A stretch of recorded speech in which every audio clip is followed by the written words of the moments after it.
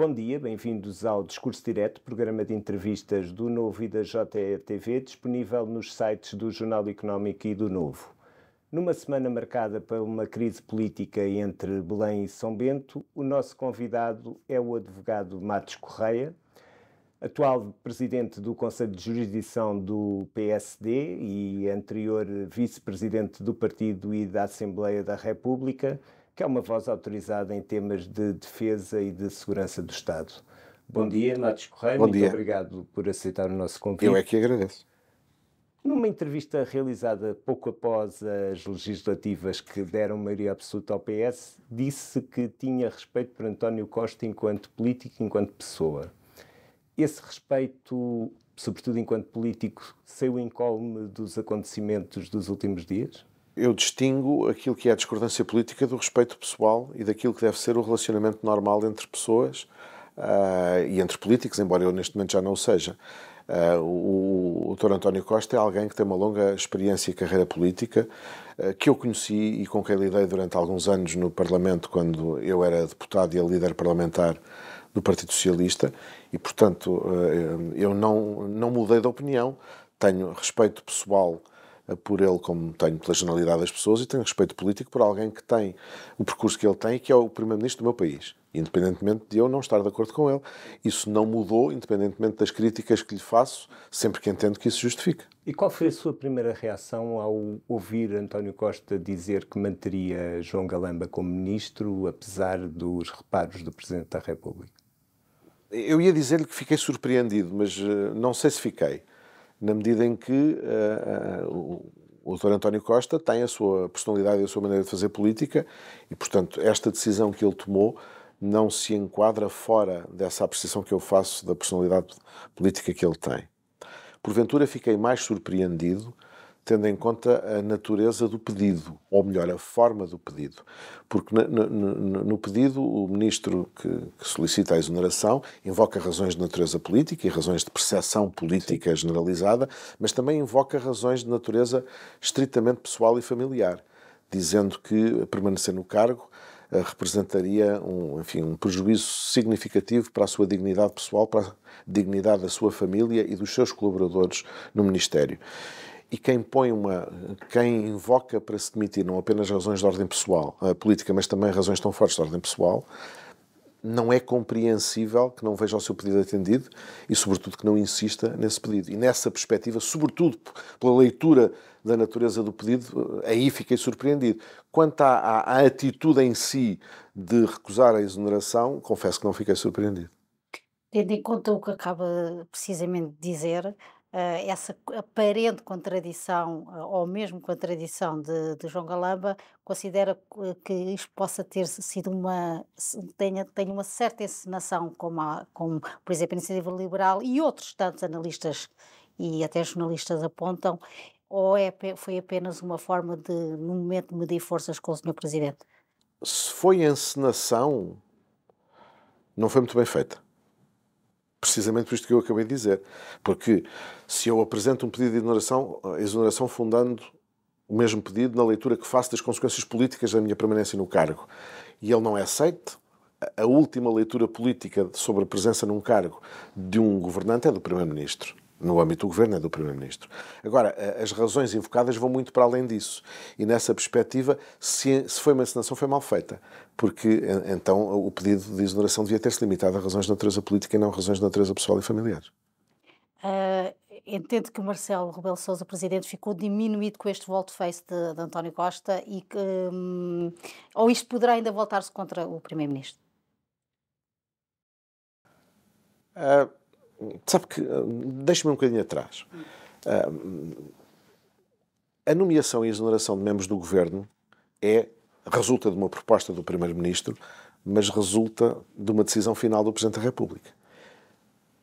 Ora, na minha leitura, se é verdade que o Primeiro-Ministro tem que contar no governo com as pessoas que entende que são adequadas e que aceitam o seu convite, não é menos verdade que elas só podem entrar em funções se o Presidente da República as aceitar.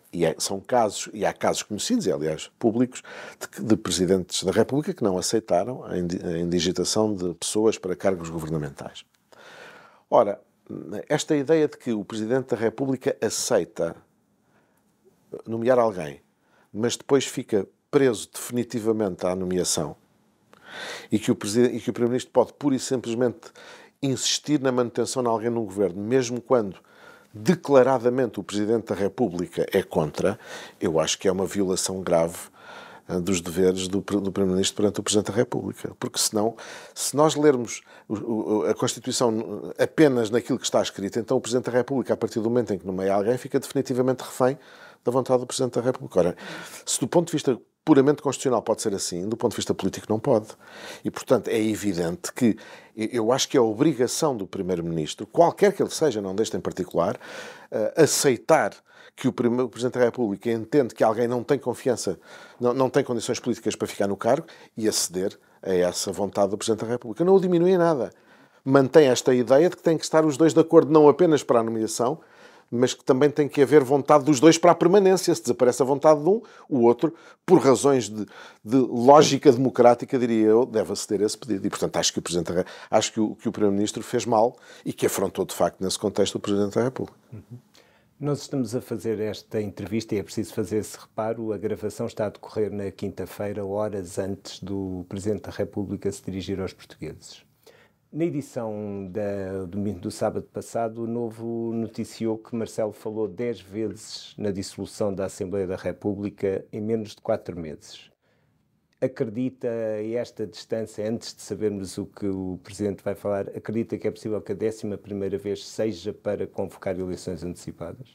Repare, nenhum de nós está na cabeça do Presidente da República e, portanto, nenhum de nós tem os elementos adequados para se pronunciar e, sobretudo, não estamos cientes daquilo que é a interpretação do Presidente da República quanto à ligação entre os seus poderes constitucionais e aquilo que são as condições de exercício desses poderes. As leituras são diferentes. Eu lembro-me, hoje em dia já a maior parte das pessoas não se lembrará, que o Dr. Mário Soares, quando era Presidente da República, organizava publicamente almoços num hotel conhecido, num restaurante de um hotel conhecido, para discutir se estavam ou não reunidas as condições para demitir o governo do professor Cavaco Silva. Também podemos discutir se o Dr. Jorge Sampaio, querendo que o Dr. Santana Lopes deixasse de ser Primeiro-Ministro, achando que não estavam reunidas as condições para demitir o governo, optou por dissolver a Assembleia da República. Se calhar outros teriam achado que estavam reunidas as condições para demitir o governo diretamente. E, portanto, eu não sei o que é que o Presidente da República pensa. Se me pede a minha opinião sobre se estão reunidas as condições, eu diria que do ponto de vista jurídico ou constitucional, e mesmo do ponto de vista político, isso não seria nada de anormal. Isto é, a desagregação do governo, os sucessivos casos que o governo tem acumulado, a incapacidade que o governo tem demonstrado para fazer uma coisa simples, que é governar sem estarmos permanentemente a ser bombardeados com a própria incapacidade do governo para se organizar a si próprio. Quer dizer, um governo que, enfim, não temos até amanhã, pois não? Um governo que tem uma secretária de Estado que dura menos de 24 horas. Um governo que tem uma secretária de Estado que teve que ser exonerada porque saía da TAP, foi para a nave e recebeu uma indenização. Um governo que tem que decide por WhatsApp. Coisa que, aliás, é grave, porque daqui a 20 ou 30 anos, quando os historiadores quiserem consultar arquivos, não há. Porque as decisões são tomadas... Estão na nuvem. Nem isso, porque, entretanto, foram apagadas. Eu, quando comecei a trabalhar na administração pública, ainda sou do tempo, e presumo que isso ainda acontece, que havia uns papéis, umas informações de serviço, uns concordam, um sobe ao secretário de Estado ou ao ministro para ele despachar, tudo aquilo tinha registros. Hoje em dia, pelos vistos, faz-se tudo assim, não há registros de nada. Mas dizia eu, um governo que tem um ministro que diz que não sabia de nada e que depois foi averiguar ao fundo do seu WhatsApp e descobriu que afinal tinha dado o acordo. É uma coisa simples, que era pagar 500 mil euros de indenização ao embaixador, mas não se lembrava disso. Um governo que diz que há um parecer, que afinal não há, mas talvez haja e que, enfim, não se percebe exatamente o que é que aconteceu. Um governo que não tem tempo para receber presidentes de empresas públicas. Um governo que, sabendo que o Presidente da República não quer alguém porque considera que isso é prejudicial para as instituições e para a democracia, não é por razões pessoais, para permanecer em funções, e o mantém. Quer dizer, se somarmos isto tudo, para não juntar a incapacidade governativa do Governo, mas isso já é diferente do ponto de vista da análise jurídico-constitucional.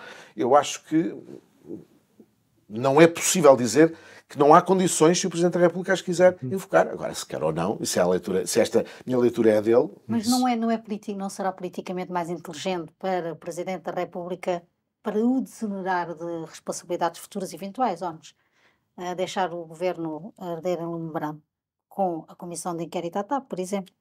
Eu não espero de um Presidente da República que pense assim. Ok. Eu até posso esperar de partidos políticos da oposição essa leitura, que é não. Quanto pior, melhor. Quanto mais eles se debilitarem, ou forem debilitados por força daquilo que se vier a passar, melhor para nós. Só que isso é pior para o país. E a preocupação primeira do Presidente da República é o interesse nacional, não é esse género de raciocínios. Tenho que fazer uma pergunta porque sei que é crítico de algum excesso de comentários do Sr. Presidente. Então, como é que viu este silêncio de 2 dias? Por si mesmo, por si próprio é significativo. O Sr. Presidente da República, como a Inês diz e com razão, eu tenho sido muito crítico do Sr. Presidente da República. A circunstância de ser Presidente do Conselho de Jurisdição do meu partido e de acordo com os estatutos do partido, o Conselho de Jurisdição só poder julgar por razões de natureza jurídica, não por razões de natureza política, deixa-me bastante à vontade, porque eu não pertenço à direção política do partido, não faço política nesse sentido, só me vinculo a mim mesmo. E, portanto, eu tenho sido bastante crítico, elogioso do Presidente da República quando ele tem que ser elogiado, e há muitas circunstâncias em que isso acontece, crítico quando considero que ele tem que ser criticado. E nessa matéria tenho sido, de facto, bastante crítico, porque o que é importante no Presidente da República não é tanto o poder, é a influência. O Presidente da República tem poderes importantes, tem. Mas no plano puramente político, tem poderes importantes de nomeação dos chefes militares, de convocação de referentes, embora sua proposta alheia, etc. Mas do ponto de vista daquilo que é verdadeiramente importante, que pode ou veto, já me esquecia disso, como é óbvio, daquilo que pode direcionar a evolução do sistema político, ele tem o poder de demissão do Governo, embora limitado, e o poder de dissolução da Assembleia da República. E por isso, o que é importante no Presidente da República é aquilo que se tem chamado o poder da palavra. Aquilo que em ciência política se chama a influência, no fundo. E todos os anteriores Presidentes da República perceberam isso. E o doutor, e o professor Marcelo Rebelo de Sousa, durante o primeiro mandato também. Embora também aí às vezes tenha tido intervenções excessivas, ele percebeu isso. Que a sua influência era sobretudo o poder da palavra, mas era um poder da palavra utilizado nos momentos adequados, para além daquilo que a sua maneira de ser determina e que o leva a falar todos os dias sobre muitas coisas. Mas nas questões essenciais ele falava quando era preciso. Ora, a dissolução não é uma coisa que se anuncia, faz-se. E faz-se quando for preciso. A circunstância de o Presidente passar a vida a falar nela cria ruído. E criou esta crise? Talvez tenha ajudado. Talvez tenha ajudado. Ou seja, jeito o Presidente da República, ao tanto falar na dissolução, para que Costa tomasse uma posição de força? Não me colocaria fora do seu raciocínio. Não. Perante esta crise governativa... Todos nós conhecemos aquela frase do silenciador. E quanto maior a importância do cargo que se ocupa, maior a relevância do cumprimento dessa regra. E o Presidente da República... Eu não tenho... Eu faço uma avaliação muito positiva do professor Marcelo Rebelo de Sousa do ponto de vista daquilo que ele é e que genuinamente é. Agora, o problema é que nós, quando ocupamos um cargo, não podemos ser aquilo que somos. Temos que ser aquilo que o cargo exige. É isso que distingue o titular do cargo. Não podemos ter aquilo que os historiadores dizem o vício intrínseco. Isso. Temos que o libertar. Temos que fazer um esforço. Porque nós ali não somos nós. Para utilizar a célebre expressão do HC, somos nós e as nossas circunstâncias. E a circunstância é ser Presidente, ou ser Ministro, ou ser outra coisa qualquer. E isso obriga-nos necessariamente, por vezes, a não sermos o que somos. A termos que decidir contra aquilo que pessoalmente acharíamos que seria adequado, mas nós não estamos lá a exercer um poder pessoal. Estamos lá a ocupar um cargo institucional e a representar quem nos lá colocou. Mas por isso é que eu lhe perguntava há pouco, e era mais nesse sentido, se não sai diminuído, porque se não sai diminuído o poder de influência, porque até agora a relação tem sido uma relação aparentemente boa, e a partir de agora, não sei se entende que pode estar aqui alguma tensão, algum irritante institucional, se o poder de influência do Presidente não diminui. Isso é óbvio. Há aqui um irritante, e não é um irritante pequeno. É um irritante que precisará, porventura, de um tratamento com muito creme. E, porventura, com os comprimidos. Porque não é uma coisa qualquer. E, portanto, é óbvio que a influência do Presidente da República pode ter diminuído e a sua capacidade. E aquilo que o Governo até agora tinha feito, que é de algum modo, acomodar os pedidos, as exigências públicas do Presidente, pode ser afetado. Mas isso depois também depende de uma leitura tática que o Governo faça das circunstâncias. Vamos mudar um bocadinho agora aqui para o PSD. Perante esta crise governativa e institucional, porquê é que o PSD não pede diretamente eleições legislativas? Isso é uma pergunta que tem que fazer à direção política do partido. Gostava da sua opinião. Não, Gostava da sua opinião. eu posso lhe dar a minha opinião, agora não lhe posso é dar a opinião do PSD. Na sua opinião, Repare, porquê é que não o pede? PSD tem tido sempre uma postura muito institucional. E não é desta direção política. O PSD é assim. O PSD não passa a vida a pedir a demissão de... o PSD... eu acho que há coisas que não se pedem. A demissão não tem que se pedir. Eu posso dizer se acho ou não que estão reunidas as condições para aquilo acontecer. Agora, os poderes são presidenciais. O Presidente da República é que tem que decidir o que entende a decidir. E não acho que andar publicamente a clamar por a solução A ou B tenha nenhuma vantagem. Eventualmente, nas conversas reservadas que houver entre os líderes políticos e o Presidente da República, cada um dará a sua opinião. O PSD tem feito sempre a mesma leitura. Este governo resulta de eleições que ocorreram há um ano e pouco. Tem uma maioria absoluta na Assembleia da República. Se o Presidente da República entender que estão reunidas as condições para demitir o Governo ou dissolver a Assembleia da República, como disse o António Luís Montenegro, o PSD está disponível e é capaz de representar uma alternativa e de governar. Mas não vale a pena estar a clamar por coisas que não dependem de nós. O que depende de nós é fazer oposição. Mas essa postura institucional não alimenta terrivelmente os dois partidos disruptivos que estão ao lado do PSD?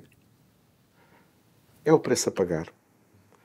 Quer dizer, eu tenho, desde há muito tempo, a opinião que, embora em contextos completamente diferentes, eu evidentemente não comparo os dois partidos parlamentares à direita do PSD são partidos, digamos, de contestação. São partidos mais de protesto do que outra coisa. Neste sentido, que eu olho para o PSD, olho para o PS, olho para o PCP, etc., e vejo um projeto alternativo. Posso não gostar deles, mas vejo. Eu olho para os dois partidos que estão à direita do PSD e não vejo nada disso. Vejo uma capacidade muito grande de formas diferentes de fazer oposição, de obter apoios por força da maneira como a fazem, mas não vejo projetos alternativos. Mas discorda do almoço que ontem aconteceu com a Iniciativa Liberal? Não. Não, até porque o almoço é coerente com aquilo que o Luís Montenegro disse na última entrevista que deu. Ele disse que o objetivo do PSD é ganhar as eleições. Aspiramos legitimamente a ter uma maioria absoluta, mas deixamos já claro, para não acontecer o que aconteceu com o Dr. Costa, o PCP, o Bloco de Esquerda e o PEV, que se não ganharmos as eleições com a maioria absoluta, estamos disponíveis para trabalhar num entendimento com a Iniciativa Liberal e com o CDS, e o CDS, entretanto, regressar ao Parlamento. E descartamos completamente a hipótese de qualquer entendimento com outro partido. Isso é absolutamente coerente e faz sentido. Recordamos-nos todos que quando o PSD ganhou as eleições em 2002, uma das grandes questões que se colocava é se a acrimónia entre o PSD e o CDS e entre os seus líderes impediria a constituição de um governo alternativo, neste caso de um governo do PSD e do CDS, alternativo ao PS. E a verdade é que o entendimento foi fácil e o governo funcionou magnificamente. O facto de nós termos à nossa direita um partido parlamentar e outro não parlamentar, dos quais nos distinguimos, não significa que não haja possibilidade de entendimento com eles. Quanto a um terceiro, manifestamente não há nem pode haver. Sr. Professor, não acha que era a altura, agora, em que o Montenegro já veio dizer que está preparado, que tem uma equipa, e é precisamente aqui que eu me foco, não era a altura de começar a apresentar uma espécie de governo de sombra? Quem é esta equipa? Sabe que nós em Portugal, ao contrário do que acontece em países como a Inglaterra, não temos essa tradição. Os ingleses têm mesmo o governo de sombra, o ministro de sombra diz daquilo e daquilo outro, e sempre que um governante vai ao Parlamento é o seu sombra que lhe faz as perguntas e que intervém politicamente em defesa das posições da oposição. Em Portugal nós não temos essa prática. Não é comum. Eu lembro-me, por exemplo, no tempo de José Manuel Durão Barroso, o PSD tinha um gabinete de sombra, mas os ministros não eram, os ministros escolhidos não vieram do gabinete de sombra. Até porque depois isso tem outros problemas. Uma coisa é, por exemplo, ter um governo de um só partido, outra coisa é ter um governo de coligação. Ao fazer um governo de coligação, eu já não posso pegar nas pessoas que estava a pensar e colocá-las lá. E, portanto, na esmagadora maioria dos casos, as pessoas que vão para o governo nem sequer são dirigentes partidários de primeira linha. E isso eu não acho que seja uma desvantagem, esta ideia. Em Inglaterra isso acontece porquê? Porque em Inglaterra, para ser membro do governo, é preciso ser membro do Parlamento. Em Portugal não é. E, portanto, quem vier a ser Primeiro-Ministro fica muito mais liberto para a escolha de pessoas que venham da sociedade civil e que demonstrem capacidade para o lugar do que acontece em Inglaterra, e eu acho que isso é uma vantagem. Não vejo nenhuma utilidade em antecipar essa coisa dos gabinetes de sombra, dos governos de sombra. Se tivermos eleições, seja agora, seja daqui a 4 meses, seja daqui a 8 meses, como é que o PSD deve, na sua opinião, equilibrar aqui, quer o apelo ao voto, ou ir conquistar o voto ao eleitorado moderado e, ao mesmo tempo, também não deixar que o Chega cresça, ou não, que não haja crescimento à direita? Como é que, na sua opinião, deverá fazer este equilíbrio? Claro, nos últimos anos houve muito aquela ideia do reposicionamento ideológico do PSD. Discutiu-se muito onde é que o PSD estava ou onde é que deveria estar. Ainda mais onde é que não deveria estar. Sim, também, tem razão. E o problema é que, e eu disse isso várias vezes, quem é que vota em alguém que anda a discutir o que é que deve ser? Não é? E, portanto, o problema do PSD não é discutir aquilo que deve ser. O problema do PSD, ou melhor, a questão central para o PSD é ser aquilo que sempre foi. O PSD é um partido com uma matriz política, ideológica, é um partido reformista, é um partido do centro, que está aberto ao centro-esquerda e ao centro-direita sem nenhum complexo. E é aí que o PSD tem que se situar. Nós temos que ter um discurso que convença as pessoas de que nós somos aquilo que sempre fomos, o partido que é responsável, foi responsável pelos momentos de maior desenvolvimento do país, como aconteceu durante os anos da governação do professor Cavaco Silva, ou o partido que por 2 vezes retirou o país da bancarrota, como aconteceu com o José Manuel Durão Barroso e com o Pedro Passos Coelho. Quer dizer, eu não tenho que deixar de ser o que sou. Eu tenho é que ser capaz de afirmar o que sou. E o que o PSD perdeu nos últimos anos foi a capacidade de afirmar aquilo que era, e criando dúvidas no eleitorado. E agora recuperou? Eu julgo que o Luís Montenegro está muito empenhado nisso e tem sucesso nisso. Repare, eu como a Inês sabe, fui um colaborador muito próximo do Dr. Durão Barroso. E quando nós chegámos ao poder em 1999, na sequência da saída do professor Marcelo Rebelo de Sousa, quando chegámos à liderança do partido, chegou ele. O Durão Barroso não servia para nada, o Durão Barroso não dava em nada. Uns meses depois tivemos que fazer um congresso extraordinário porque a contestação interna era imensa, mas a verdade é que o José Manuel Durão Barroso tinha uma linha de rumo e nós sabíamos o que é que andávamos a fazer. Isso demora tempo, demora. O Luís Montenegro nem sequer tem tido essa dificuldade que o José Manuel teve no início, quando assumiu a liderança. E, portanto, ele está a fazer o seu caminho. Ele é líder do partido desde julho do ano passado, há 9 meses. Eu acho que ele já fez bastante ao longo destes 9 meses e se acelerassem os tempos políticos, falo-ia ainda mais depressa e a alternativa que nós somos capazes de representar, eu acho que se tornaria mais evidente ainda. Voltando um pouco atrás, o PSD até hoje governou sozinho, nos tempos do professor Cavaco Silva, em Bloco Central, mas sobretudo governou com o CDS. Governou com o CDS durante 7 anos. Sim, mais a Aliança Democrática. Que durou 1 ano e pouco, ou 2, sim, 3, mas com o professor Cavaco Silva governou 10. Portanto, estamos mais ou menos... Sim, mas no que toca a alianças, governou com o CDS. Governar com um partido marcadamente ideológico em certos pontos, como a Iniciativa Liberal, acha que será uma coisa que implicará uma curva de aprendizagem muito acentuada para o PSD? Uma resiliência diferente? Eu vou ser um bocadinho politicamente inconveniente. Eu não sei se a Iniciativa Liberal é assim tão marcadamente ideológica. A Iniciativa Liberal tem feito um aproveitamento muito inteligente do descontentamento de certas camadas sociais mais novas, em particular, e de classes mais elevadas, tem tido um discurso inteligente e tem tido uma capacidade de transmitir mensagens absolutamente assinalável. Eu confesso que nestes anos todos de democracia nunca vi um partido, nem o PS nos tempos áureos do engenheiro Guterres e de um célebre publicitário brasileiro, não vi ninguém. Eles são de facto muito bons a fazer isso. Quanto à consistência ideológica, isto de dizer que se é liberal é fácil. Liberal eu também sou. Depende dos momentos e das circunstâncias. A defesa da liberdade, o que ela significa, é uma coisa de que todos partilhamos. As consequências últimas disso é que... Agora, a chegada a exercício de funções governativas, seja em que nível for, traz uma dose assinalável de realismo. Em todos os planos, em todos os países. E, portanto, se isso acontecer, isso também se vai verificar e aquilo que são, digamos, as divergências tenderão naturalmente a ser ultrapassadas, como, por exemplo, aconteceu entre o PSD e o CDS no tempo quer do Dr. Durão Barroso, quer no tempo do Pedro Passos Coelho, ou, por exemplo, se verificou quando o Dr. Paulo Portas progressivamente foi afastando as suas preferências eurocéticas e se tornou em alguém que, como Ministro dos Negócios Estrangeiros, defendeu até às últimas consequências a integração europeia. O realismo é uma coisa que vem com o exercício de funções. E esses 3 governos com Paulo Portas, mais um quarto que morreu praticamente à nascença, prepararam o PSD para um certo grau de imprevisibilidade dos parceiros de coligação?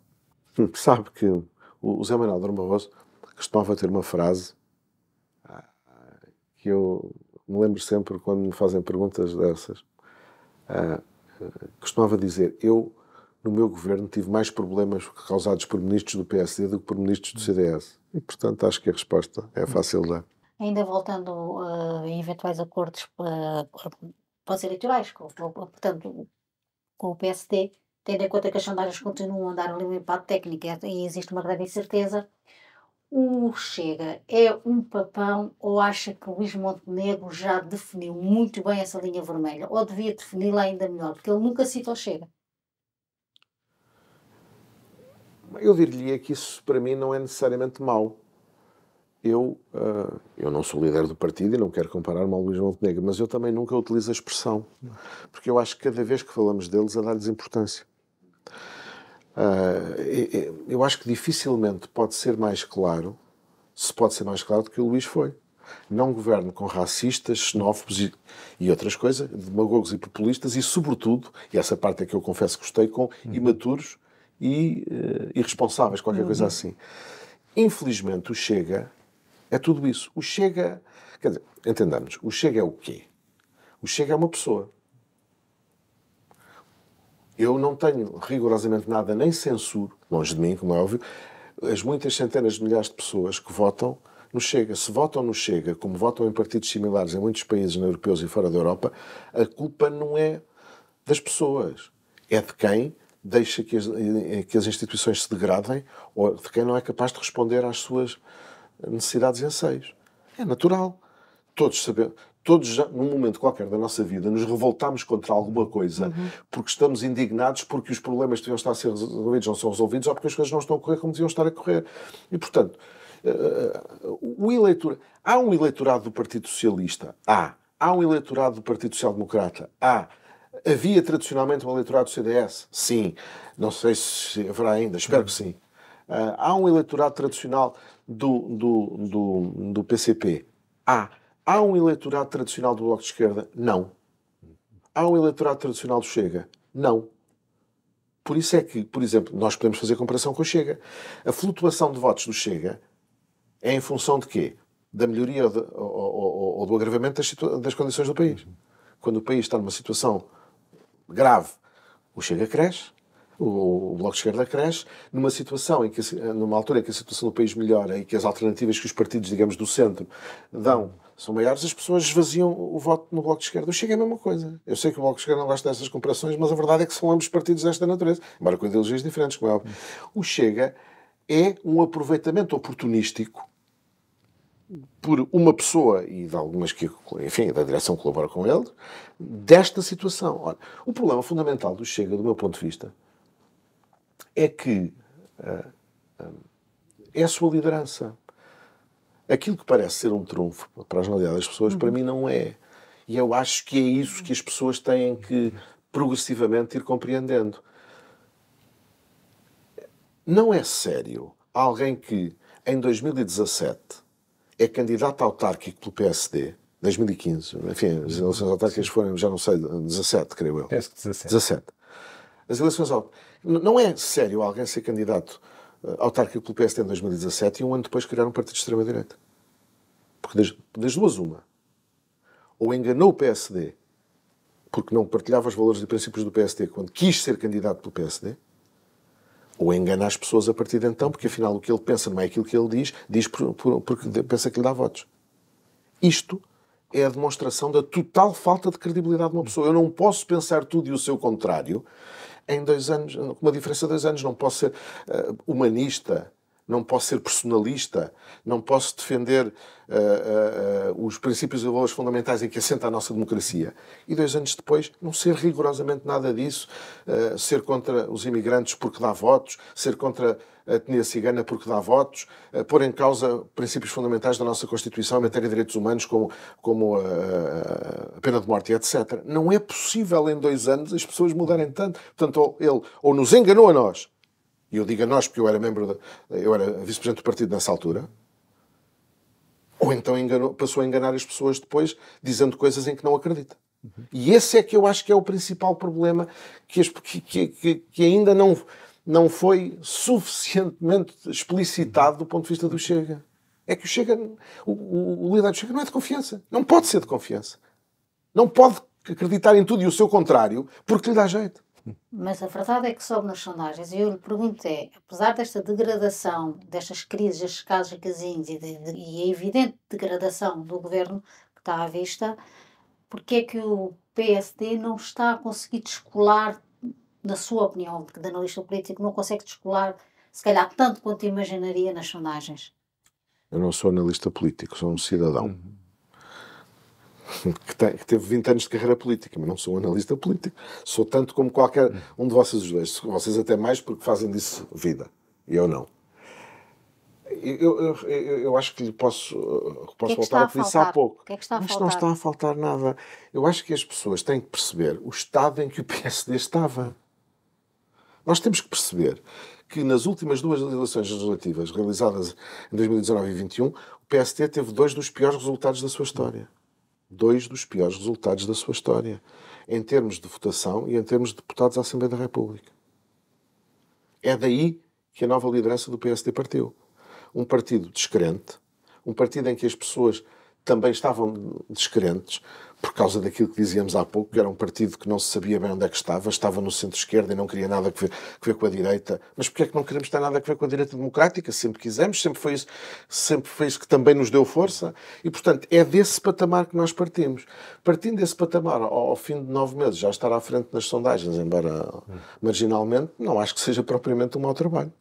A derrota de 2022 vem apenas da colagem que o PS conseguiu fazer de Rui Rio ao Chega? Não.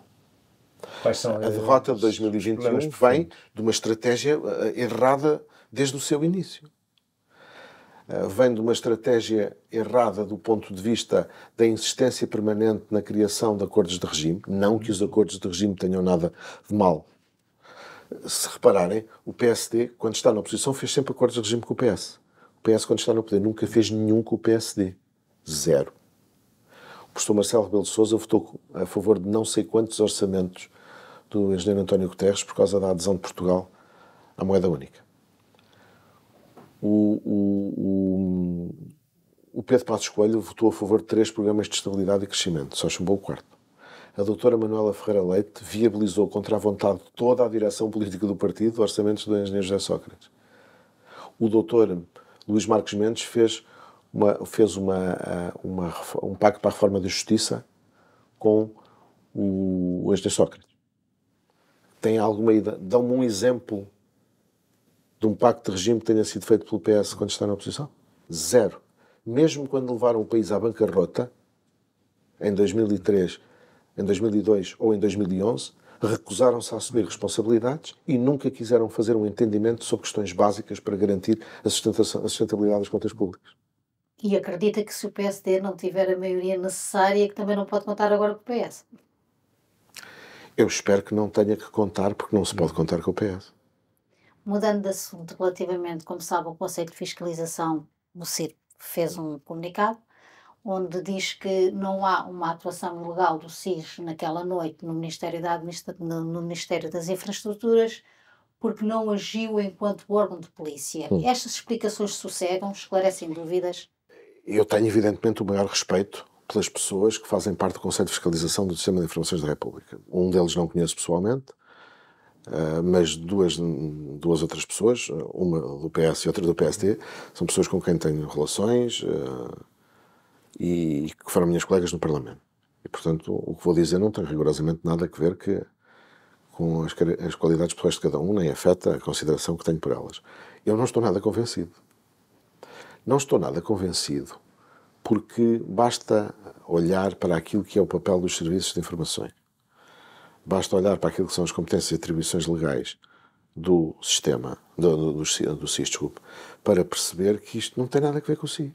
Dir-me-ão, ele não agiu enquanto órgão de polícia criminal. Até admito que não.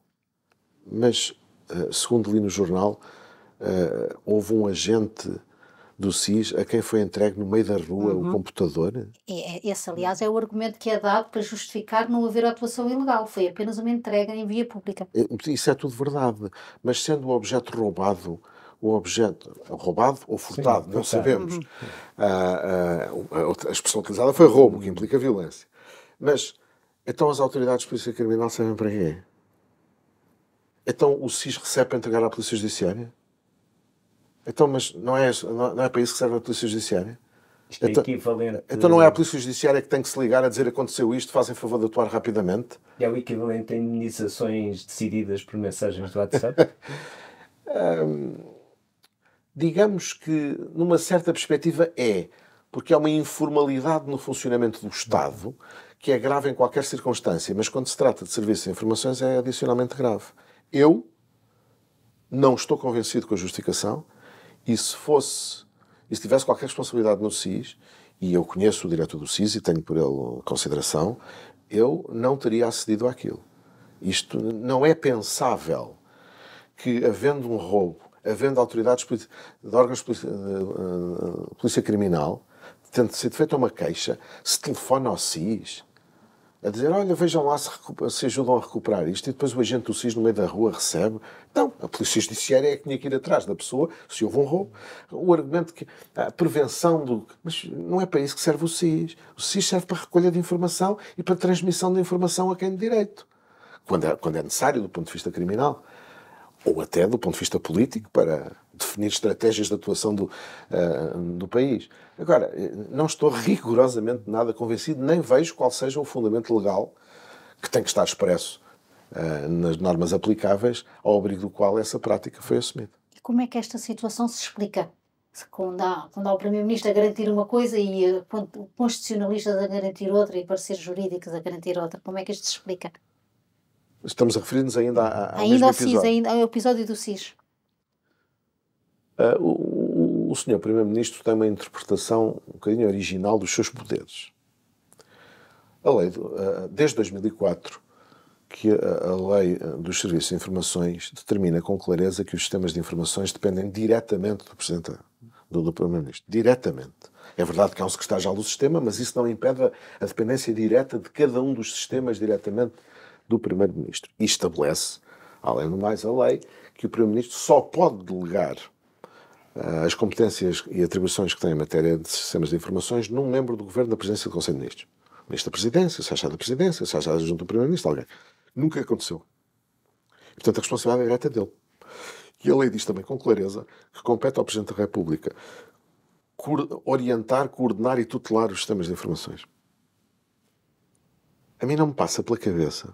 É evidente que o Primeiro-Ministro não tem que dar ordens diretas aos serviços ou mandar ou diga averiguem isto, averiguem aquilo, como é óbvio.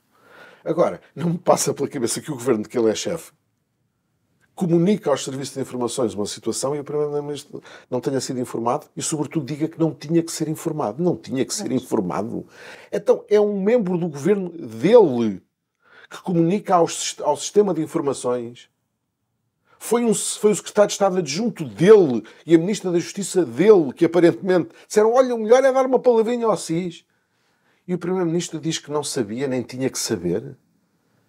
Eu acho isso tudo, no mínimo, cambolesco. Isso só por si põe em causa a legitimidade de António Costa para continuar a ser Primeiro-Ministro?